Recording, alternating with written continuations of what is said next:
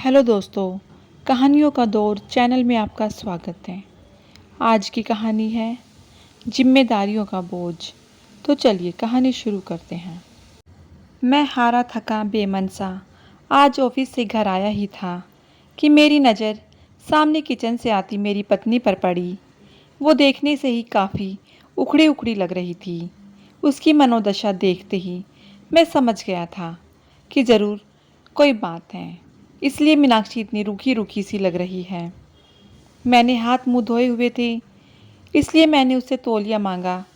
उसने बिना कुछ बोले मुझे तौलिया लाकर दे दिया। मैंने उसके कंधे पर हाथ रखते हुए पूछा, मीनाक्षी क्या बात है, आज तुम कुछ उखड़ी उखड़ी सी लग रही हो। तो उसने मुझे खा जाने वाली नज़रों से देखा और भड़कते हुए बोली, आपको क्या है, फिर चाहे बेटी ट्यूशन से फीस ना देने की वजह से बेइज्जत करके भगा दी जाए या फिर बेटे पर स्कूल ड्रेस के जूते ना होने की वजह से उसके स्कूल की फुटबॉल टीम में खिलाने से मना कर दिया जाए। आपको क्या, आपको तो बस सुबह 9 बजे जाने और शाम को 8 बजे वापस आने और फिर चादर तान के सो जाने के अलावा एक पल की भी चिंता नहीं है।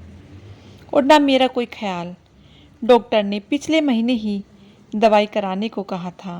मेरी बीमारी कभी भी बढ़ सकती है। कभी तुमने ध्यान से देखा है मेरे चेहरे को? कितनी झुर्रियाँ, बेउम्र पकते हुए बाल, जवानी में ही बुढ़िया बनती जा रही हूँ। एक पैसे की दवा नहीं नसीब है मुझे। ये सब तो छोड़ो, गर्मी में बच्चे तपते रहते हैं। एक पुराना कूलर लेने तक की हिम्मत नहीं हो रही है तुम्हारी। मैं बेड पर बैठा नजरें झुकाए अपनी नाकामी पर शर्मसार हो रहा था। बीवी बच्चों की परवरिश और उनकी ज़रूरतों का ध्यान रखना मेरा कर्तव्य है, पर क्या करूं? ये मेरा दुर्भाग्य ही तो है।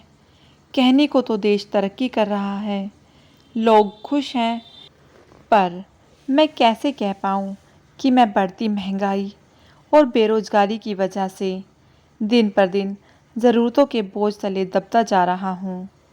बिजली के बिल से लेकर घर के राशन पानी तक की कीमतें आसमान छू चुकी हैं और पगार बढ़ने के नाम पर ऑफिस में धमकी दी जाती है। नौकरियां कभी भी जा सकती हैं, काम नहीं है ऑफिस में, इसलिए वही पुरानी पगार पर काम करना मजबूरी बन चुकी है। ऐसे में क्या ही करूं? मैं बैठा बैठा अपनी परिस्थिति से दो चार हो ही रहा था कि घर के दरवाजे पर किसी के आने की दस्तक हुई। बच्चों ने गेट खोलकर देखा तो पिताजी थे। अपने दादाजी को देख के बच्चे तो खुशी से उछल गए, लेकिन मेरी सांसें तेज हो गई। पत्नी ने फिर से मेरी तरफ देखा, जैसे मानो वो कह रही हो, अपना पेट पालने के लिए तो अपनी आती और गुर्दे गिरवी रखने के दिन आ गए हैं। अब ऐसे में पिताजी अचानक आए हैं तो ज़रूर कोई आर्थिक समस्या को लेकर ही आए होंगे। मैंने भी नज़रें चुराते हुए एक बार मीनाक्षी की ओर देखा, पर कुछ कह पाने की स्थिति में नहीं था।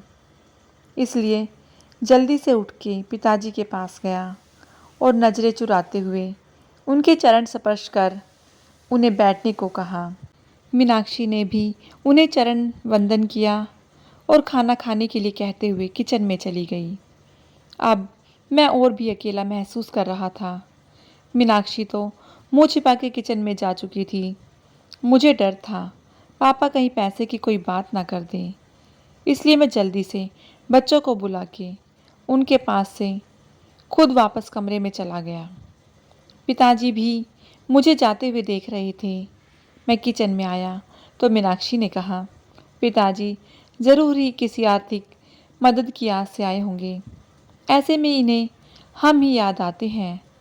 बड़े भाई साहब को कोई याद नहीं करता, देने के नाम पर उनका नंबर आता है और जब कोई ज़रूरत हो तो सब लोग हमारे यहाँ ही आ जाते हैं।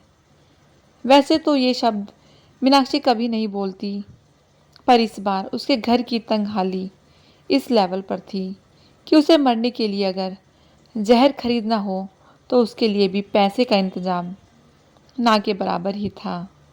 एक तरफ मीनाक्षी लगातार मुझे बोले जा रही थी और दूसरी ओर मैं था जो कुछ कह पाने में समर्थ नहीं था। अंततः मैंने मीनाक्षी को चुप रहने के लिए कहा, तुम शांत हो जाओ, कुछ भी करके। कल मैं तुम्हारी दवाई और बच्चों की ज़रूरत का सामान ला दूंगा, पर अभी के लिए पिताजी का मान रखो। उनके सामने घर में कलेश करने का मतलब उनकी मान मर्यादा के खिलाफ है। मीनाक्षी समझदार थी, पर उस पर आर्थिक तंगी का बुखार चढ़ा हुआ था, इसलिए वो बेकाबू थी। कहाँ से लाओगे?